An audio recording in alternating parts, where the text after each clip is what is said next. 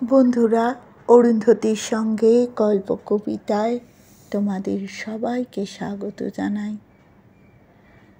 আশা করি না, আজ আমরা বোধহয় কেউই ভালো নেই, তাই তোমরা ভালো আছো বলা বড় অপ্রাসঙ্গিক কথা।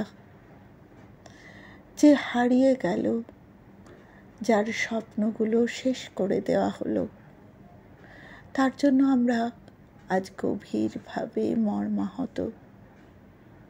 আমাদের মধ্যে অনেকেই মা সন্তান হারানোর শোক আমরা উপলব্ধি করতে পারি, দম বন্ধ হয়ে আসছে তা উপলব্ধি করে। আজ বোধহয় সময় এসে গেছে, প্রতিবাদের সময়, হাতে হাত ধরে প্রতিবাদ করার সময়। লজ্জা, কবি ইন্দ্রনীল সরকার। অদ্ভুত এক নেমেছে আঁধার, কিভাবে যে মুখ ঢাকে, মান আর প্রাণ সবটুকু গেছে, কি আর থাকলো বাকি? ডাক্তার হওয়া হলো না তোর আর এই অভাগার দেশে, ধর্ষিতা হয়ে স্থান হলো আজ লাশ কাটা ঘরে শেষে। ডাক্তারি পড়া সে যে মহাপাপ, জানিস না তুই মেয়ে?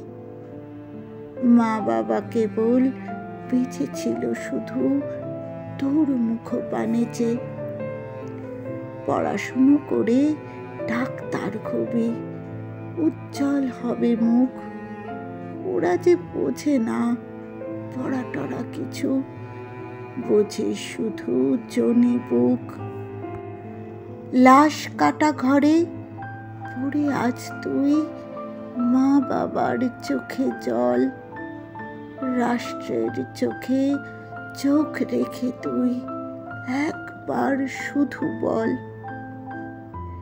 এ পোড়া দেশে কি কন্যা জন্ম হওয়াটাই অপরাধ?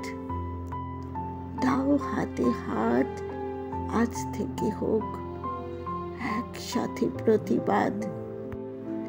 এসো আজ তবে আমাদের সাথে, বন্ধু তুমি কি আছো? নাকি হুমকির কাছে ভিক্ষের লোভে তুমিও বিকিয়ে গেছো?